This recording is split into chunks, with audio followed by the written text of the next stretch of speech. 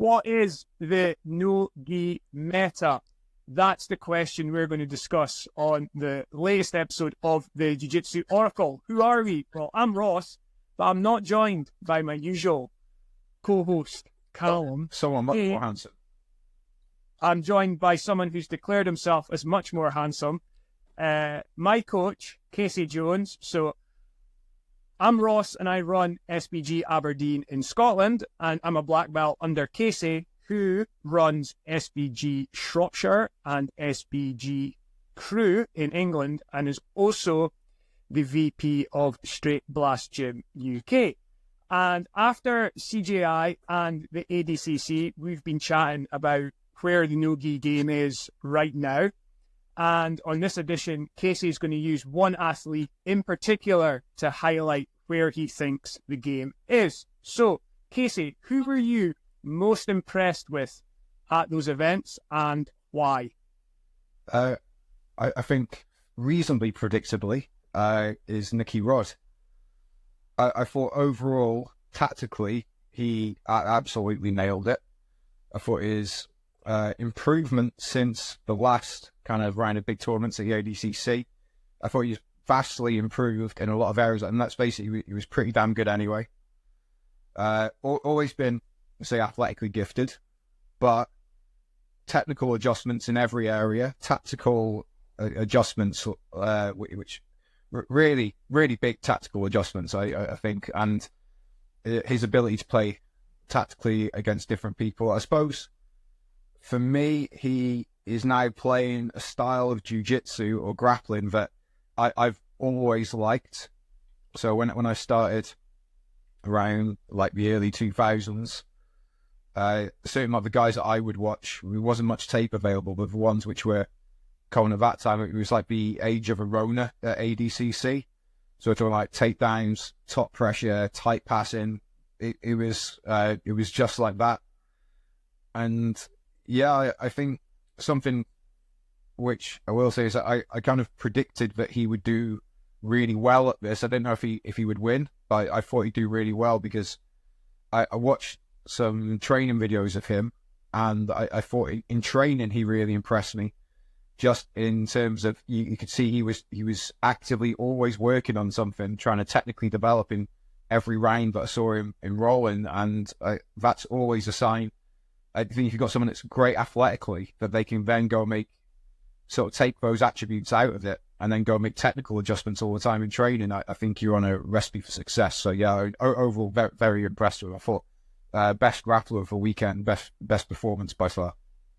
So we've highlighted 4 areas where we think Nicky Rod particularly excelled, and they were takedowns, tight passing, physicality, and tactics. And we kind of think that's the recipe you need right now if you're going to excel in no-gi grappling. So let's talk about the wrestling first, the takedowns, because I think like that's an area where Nicky Rod seems to be ahead of a lot of people, not just wrestling, but how he blends wrestling with jiu-jitsu.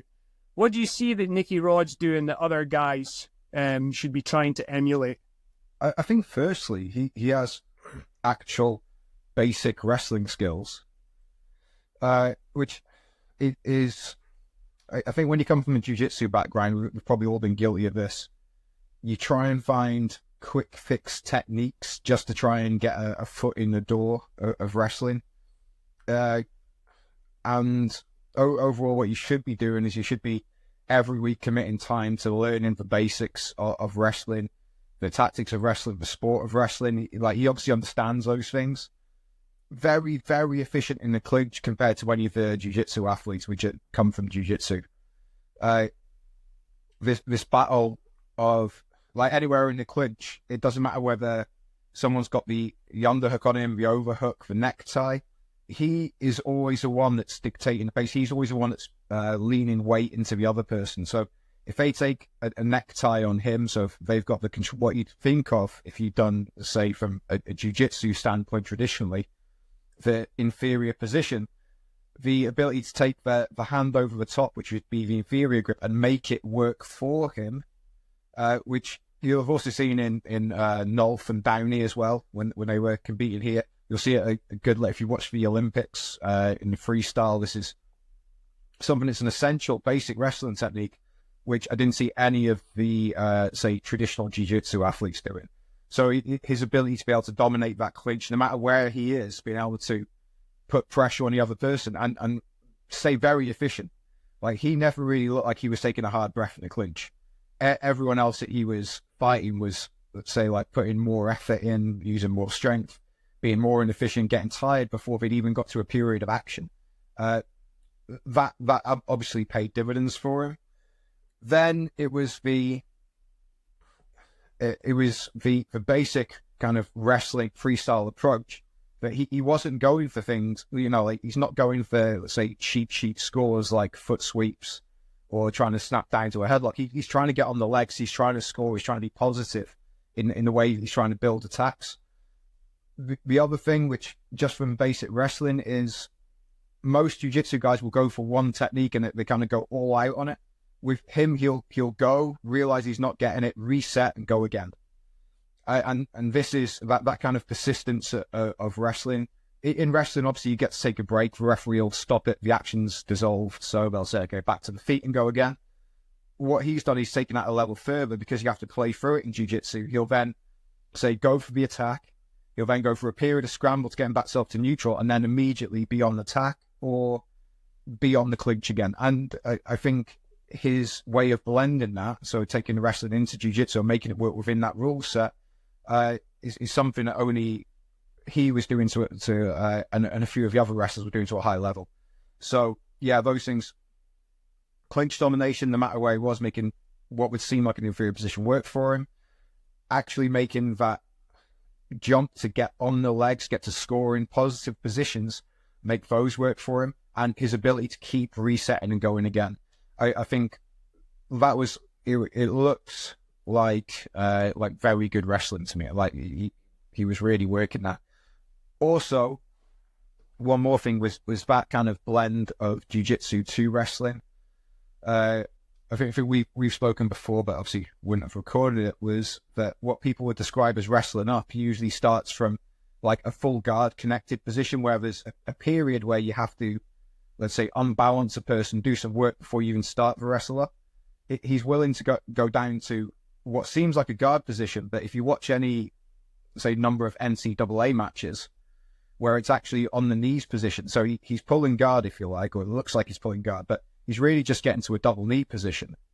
Now, in terms of a wrestling match, this would, say, be risky because the other person can get a necktie. His wrestling's at a good stage where he realizes if someone gets his neck, he's almost got their arm instead of them having his neck. And so he's willing to take that risk. And what he does is he bypasses that phase of the clinch where people are stood fairly upright and pushing with their upper limbs and can get straight down on the leg. So he's willing to take any route he can to get onto a positive score on the legs. Yeah, very, very impressive all round.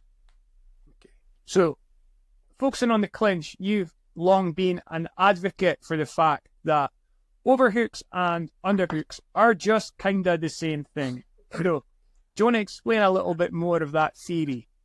Yeah, so every underhook is an overhook. And if you've just done jiu-jitsu, the underhook seems like the much superior position. Just to do with the leverage on the ground and being able to move into positions where the overhook makes more difference, it'll seem like the underhook has a particular level of advantage. I think generally what happens is the guard player will kind of like overhooks a bit more than the top player. Top players generally don't like overhooks in jiu-jitsu because they're trying to pass, and then what it actually leads to is a turnover towards the turtle position in a lot of positions. So they get neglected a bit. So you might play overhooks and underhooks when you're on the bottom, but then less so when you're on top. You're more just looking for underhooks. Now, obviously, we're an MMA gym, and so where I teach, I'm looking at doing classes for guys that are fighting MMA as well. We do wrestling, we do war work, and the moment you stand up, you soon realize that the leverage for an overhook is absolutely equal to the leverage for an underhook. And they're the same position. Every time I take an underhook on someone, they're going to overhook. So what you get into then is who can control that position. Like, what adjustments are you making within that position to make sure that it is an underhook and not an overhook, or vice versa. So, like, there's a different leverage for an underhook as there is to an overhook. So you're trying to adjust angle, you're trying to adjust for where you put body weight in, and you're trying to adjust your movement to make all those work together to make leverage work for you. You get this almost immediately the second you stand up. So if you're doing wall work or if you stood up wrestling, you will feel this a lot more. What tends to happen with a lot of jiu-jitsu guys is they tend to stand up and they immediately only want the underhook. So they don't, let's say, respect the overhook enough. When someone gets a good overhook, they then don't know how to counter because maybe they haven't had the same level of training partners as if they were fighting MMA guys or if they were fighting wrestlers on a regular basis. One thing you mentioned before was how you didn't see many foot sweeps leading to positive scoring positions in the Olympics. And then I think we've also seen that recently in submission grappling, that there's been a sort of like recent craze of people trying to foot sweep, but I think what we've seen is it's very, very hard to follow that foot sweep up to keep your partners back on the mat for, if it's ADCC, 3 seconds and then get your score. And we've also seen, like with the evolution of scrimmage wrestling, that what really matters is who comes out on top in the exchange and gets their partners back to the mat. So why do you think that foot sweeps are kind of like not worth investing that much time in? Although I've kind of just highlighted it, but where would you put the time into where you think like you're going to have high chances of scoring and controlling, as opposed to just like foot sweeping, getting someone hit the deck but they bounce back up? I mean, I think that the facts kind of reveal themselves. Like, I watched every minute of the men's freestyle, like all weight categories in the Olympics. And I don't remember, like, I could be wrong, but like I don't remember a single foot sweep leading to a score. And there was 2 that I distinctly remember where a foot sweep was tried for and it ended up disastrously for the person that's going there. And so what this tells me, and I'm a big fan of wrestling, so I watch probably as many wrestling matches, like you know, NCAA, World Championships, Olympic, as I do jiu-jitsu matches. And what it usually tells me is that at the very highest level, so when I get someone that is equally skilled or more skilled in the wrestling domain, and I try and foot sweep them, it's going to get countered pretty disastrously for me. Okay, and that's what tends to happen. Now, there are a few wrestlers which are very good at foot sweeps and have made them kind of traditionally work. Steve Moko, who wrestled for Iowa, he was well known for foot sweeps. I think he's judo black belt as well. It is, I mean, it's also worth saying, and I'm not slagging Steve off in any way, he's an absolute beast and one of my favourite wrestlers, but didn't get an Olympic medal. Okay, so like at the very highest level, you have to, I'd say, invest more time in just the simple basics of wrestling. In the same as throws, really. I think everyone always wants maybe throws or foot sweeps because traditionally judo and jiu-jitsu are a bit more linked. And they, obviously you can't grab the legs in judo anymore. But when you can grab the legs in judo, it does change the game a lot. And in the same way, once you can grab the legs in wrestling or in grappling, it completely changes the game. They are the highest scorers. If you can get onto the leg takedowns, I mean, you've got your 4 basic leg takedowns, which are your low single, you know, your single leg, your double leg, and your high crutch. Those are where you should be investing. Those 4 techniques are worth investing your time in over a number of years, and then ways to get from the clinch or to avoid the clinch to get in on those techniques. Those are your highest scorers. Again, I think Nicky Rod really proved this. That was pretty. He was pretty dominant because he would get down to the legs, learning to get to the legs and then wrestle from the legs. That's going to be your main score. I mean, and then it also, for those that care, It also applies to MMA and, actual fighting then as well. Like making sure you get into those dominant positions from there. Those are what the highest scorers are in wrestling. The other thing is that it's from the Olympics, but some of the highest scoring points are just from pushing the person out of bounds. So there's a score for pushing someone out of bounds in wrestling. So if you step out, you can see the point. And I really think if the ADCC are going to persist in their rule set, they need to add in, at the very least, that if you go out of bounds, you can see the point. That was the one great thing about CJI, was you could push them to the edge and then continue the grapple there. So if you want to encourage us to actually go for takedowns as a sport, I think there needs to be something in there. You've got to have a wall, or you need to do what we do in wrestling, which is put that point on there. So you should get a point for putting them out of bounds. I mean, essentially, wrestling, it's very simplest, is a pushing and pulling contest. And then everything else comes from that. All the other techniques are built up over that. So you control the clinch, you learn to put weight in to move the other person around, and then all your techniques come from there. If every time you do that, you're paid off, but you have to reset back into center, you're never really going to learn to wrestle. I just want to keep on this idea of going low, and I wonder whether the era of like the primitive, heavy-handed club to the head, which was used a lot in jiu-jitsu recently, is kind of like coming to an end. And I know you've been a advocate for the idea that there's not much that can be solved in grappling by just getting a low single.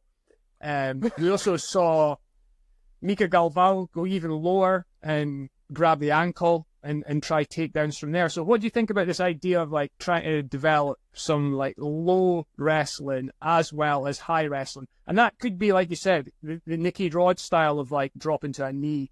But I think a lot of grapplers now in jiu-jitsu are just very much focused on like grabbing the head, grabbing the neck.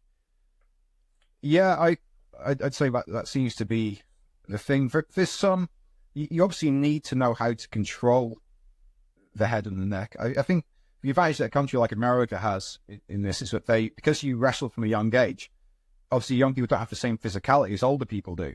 And so even when someone grabs your neck, it's still easier to go in and attack the legs. So I notice when I'm teaching young people to do jiu-jitsu or wrestling or MMA, then we spend, let's say, half the grappling classes doing stand-up wrestling, and it is usually easier to get them to teach it because they can get from that necktie down to the legs easier.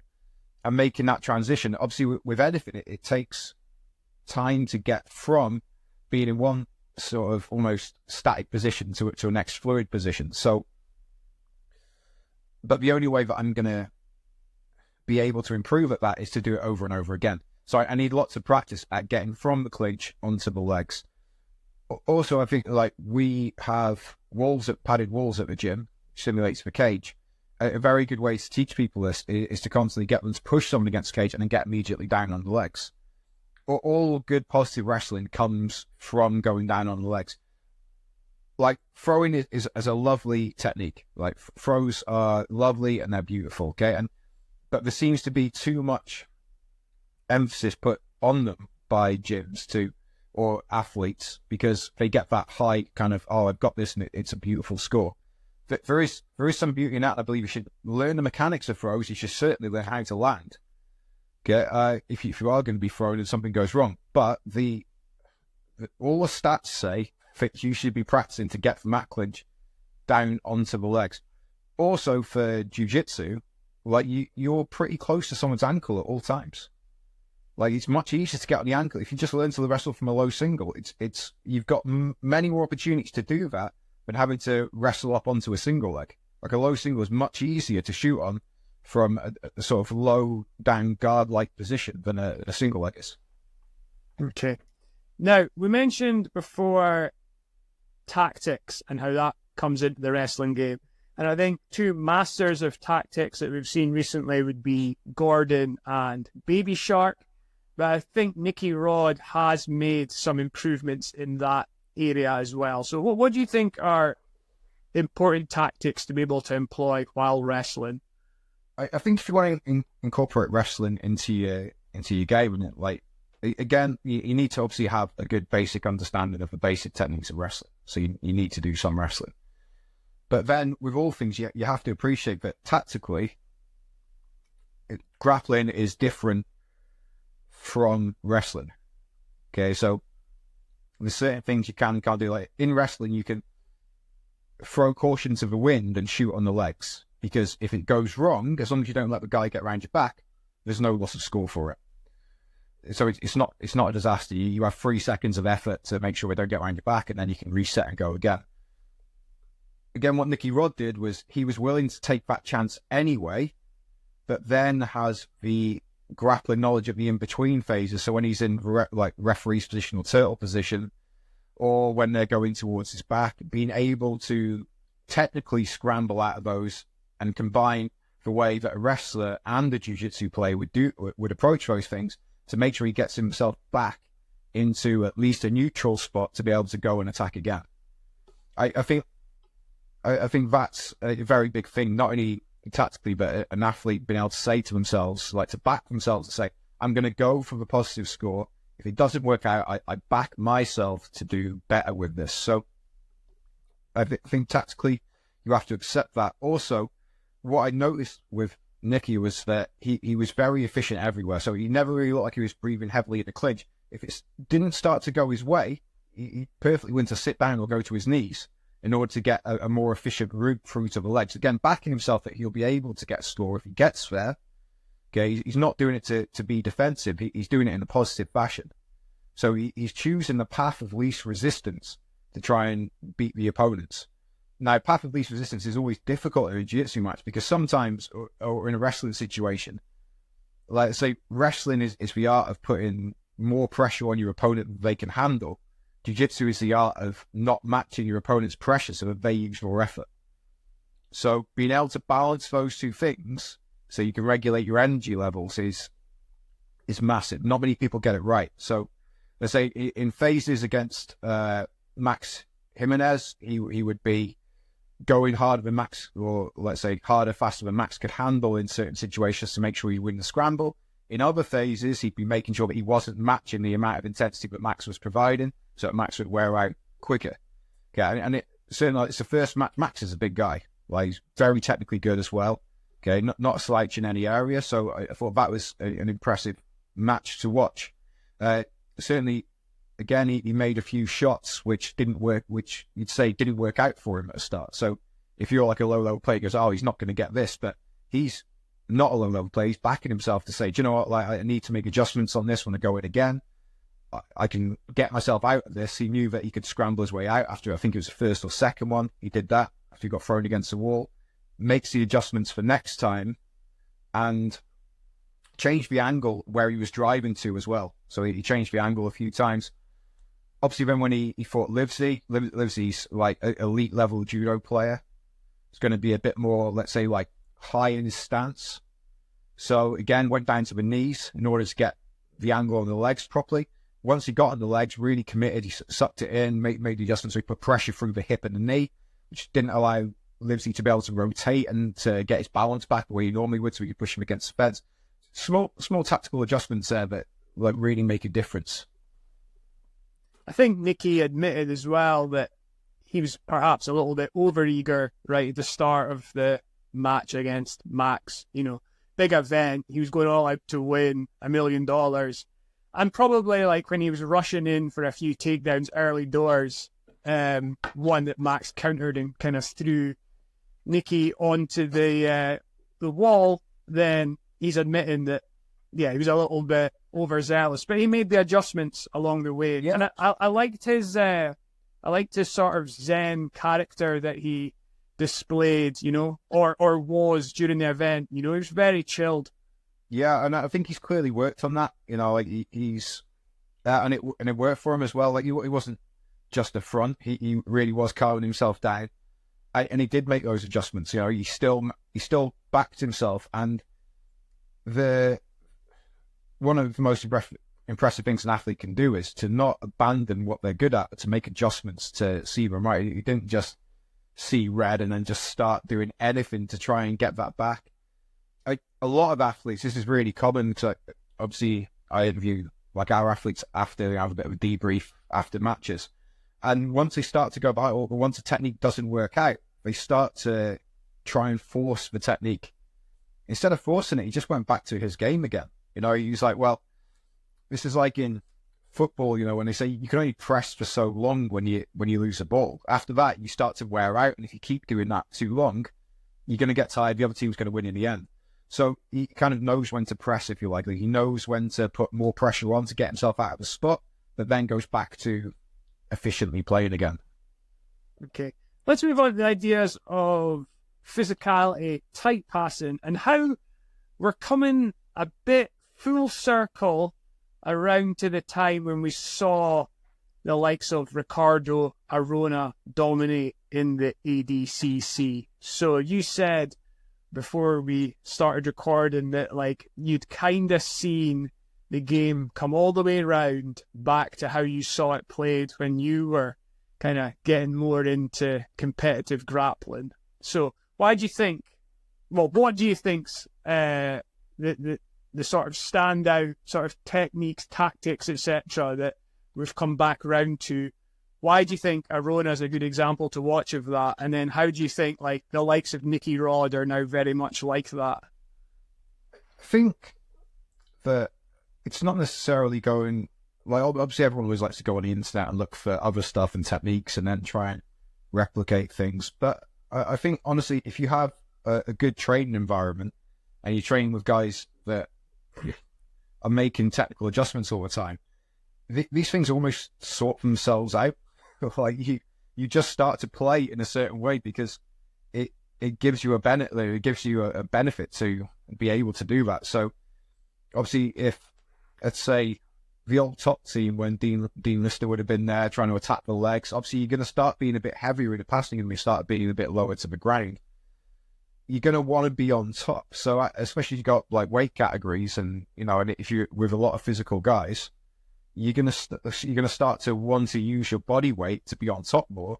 And so you're going to go for a style, which is path of least resistance to being on top. So obviously if you start standing, then the other person has a choice to pull guard, in which case you're on top, or you develop a wrestling style so that you end up on top. And that's what you're, I suppose, overall trying to do. When you do get taken down, like you will want to have a good guard.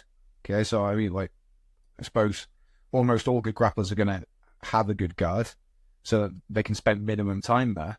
But the path of least resistance is to be on top and to be close and to be heavy. And most people that do the game for a long amount of time will end up being like trying to go for takedowns or to try and find a way on top of you, like be it a sweep, a takedown, or to force the other person to pull and guard. They're going to try and exert their body weight on top of the other person. And in doing so, become a bit more efficient. You know, they're not going to want to stand up pass too much because it's going to lead to more leg entanglements. So they're going to get a bit lower. They're not going to, let's say, playing guard can become a little bit more problematic when you have leg locks as well, because the guy can just jump on your leg at any point. So it's going to lead you to wanting to be, you know, play more sat upright or to be able to wrestle. So I think some of it is just the natural environment. And obviously, if you wanted to get an advantage over your competitors, because things tend to come around in cycles. I think if you watched the ADCC from a few years ago, you'd have probably said, well, okay, all these guys are doing this. What were they doing earlier on in the cycle? You know, like how was it played? Because if no one's doing it, it's going to be like people won't be practicing against it, and then it'll be the next thing as well.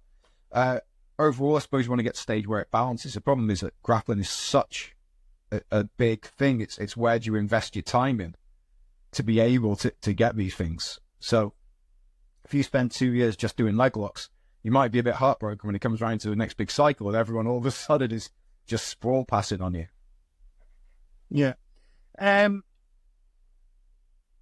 While we've chatted a lot about wrestling, I think it's important as well, we're chatting about going low, is to chat about when to pull, how to play guard in no-gi jiu-jitsu now. I still find it interesting that a lot of guard-heavy guys don't seem to be able to get to guard within the ADCC rule set. And you saw like a great example in the Gordon versus Felipe match of Felipe using turtle for more than 3 seconds once it looked like Gordon was going to score a takedown on him to get it back to guard. So there's definitely ways to go about it. We've seen Gordon in the past give up his leg and get taken down. when the no points period was on, and then he's able to start playing guard from there. So I do think as well that it's beneficial to have this in your locker, particularly if the wrestling's not working for you. You've got the ability to take the match into a different realm and challenge your opponent differently. So what do you think about that, having that in your locker? I think that I've said for a few years now, and I think Gordon proved this, and I'm surprised more people aren't doing it, is that if there's no points, yeah, but you would concede, say, like minus point for sitting down, learn to wrestle a bit, because you need some stand-up to be able to pull guard, to be able to pull guard well.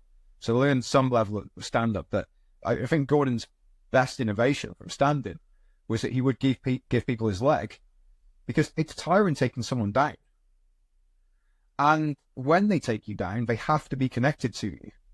So it's more like the importance of this is how to land. It's as long as you land in a situation where you're connected and they're not in a passing opportunity straight away, it means that you're pre-connected when you get down there. They're already tired from doing a takedown. It's a lot less effort to defend a takedown than it is to go for one. So if your intention is, within that rule set at least, that you want to be on your back playing, I think it makes much more sense to give them a leg, or at least to leave a leg open, in order that you can defend and get to a position you want. I don't want to bang on about wrestling too much, but even in wrestling, sometimes this is...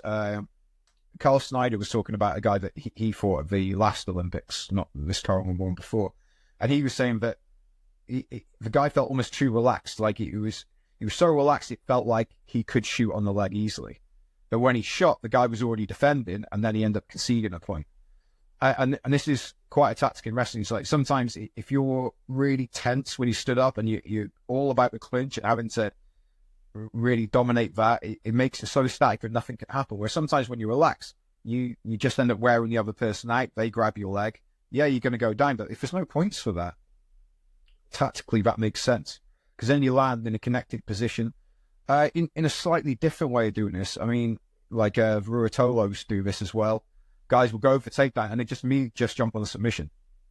So they kind of bait them in to go, like basically club on the head so much that it annoys the person, but leave their legs fairly open. The guy goes for the leg and they're immediately trying to get something. I'm not as much of a fan of them as I am of Nicky Rod's style of utilizing stand-up, but I mean, that obviously worked for Cade during this one as well, because if you're scoring submissions high or submission attempts high, you're going to get a lot of submission attempts, because obviously while the guy's hands are occupied with your legs, you can grab something there. And then, again, you have to put the work in. You have to have good basic guard, good distance control. You have to know how to land off those safely so that you can get into that next position. But, I think in terms of pulling guard, you really need to make the connections while you stood up in order to get down to guard to the next stage, even just jumping guard. Like I believe in ADCC, you can't slam unless they're in a submission hold. So you have the opportunity to keep jumping guard at a person. So if you could jump guard or you can get into a decent clinch, obviously the difficult part is if you haven't put the work in on the feet, most clinch positions on the ground when you still stand up with them are throws. So if I've got a good underhook, overhook, and I don't really know how to use it stood up, I'm going to get thrown. So you have to put some work in to how to land properly, and you have to put some work in how to use the clinch when you stood up. But then it allows you to pull your guard better. And I don't see anything wrong with pulling guard. If it makes tactical sense, you should use it. I think that's it. If it makes tactical sense. And I see a lot of guys just keep hammering away at the same thing. And maybe it's if you have pulled guard and it's not working and your opponent's being very standoffish, like you have to be able to come up and wrestle on the feet or try and get up in a clinch on them, etc. I think having that ability to just change during the match, something that Baby Shark's fantastic at, is like a huge thing to develop. Yeah, I think so. And I think, again, it's sometimes if you've got a long haul match, and let's face it, guys are going to game it. They're going to try and get 2 points at some point. Maybe they want to stall out for a period of time. Yes, sit down and just waste some time. If a guy won't commit, I think it becomes a problem for you when, if you keep sitting down, the other guy keeps running away and you get frustrated. I think when you introduce frustration to anything, because then you're going to stand up, rush techniques, you get drawn into a guy's game. Pixley against Marigali was just like, okay, I'm just going to stay away from you until you get frustrated and play my game. And I'm much better at this game. And he clearly, like, levels above. You know, if you picked, say, 10 areas of grappling, which people were better at in that match, you'd have put at least 8 of them in favour of Marigali. But Pixley just frustrated him. And, you know, the ego thing gets in there. Marigali's like, you know what? I can do this. I can stand up with you. It's just like, no, you clearly can't. Like it was a massive tactical error. You can't be better than everyone at everything. And so, and if you've got 8 areas where you're stronger, you need to work out how to get into those areas safely. Okay. That's going to conclude our chat about the no-gi meta for now, but hopefully, guys watching along, leave some comments and maybe we can get back into this. If you have some observations that you want us to talk about in more depth, let us know.